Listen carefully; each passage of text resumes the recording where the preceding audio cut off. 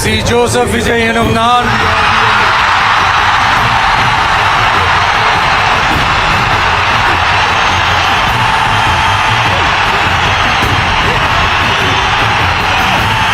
சட்டப்படி அமைக்கப்பெற்ற இந்திய அரசியல் அமைப்பின்பால் உண்மையான நம்பிக்கையும் மாறா பற்றும் கொண்டிருப்பேன் என்றும் இந்திய நாட்டின் ஒப்பில்லாத முழு முதல் ஆட்சியையும் ஒருமையையும் நிலை நிறுத்துவேன் என்றும்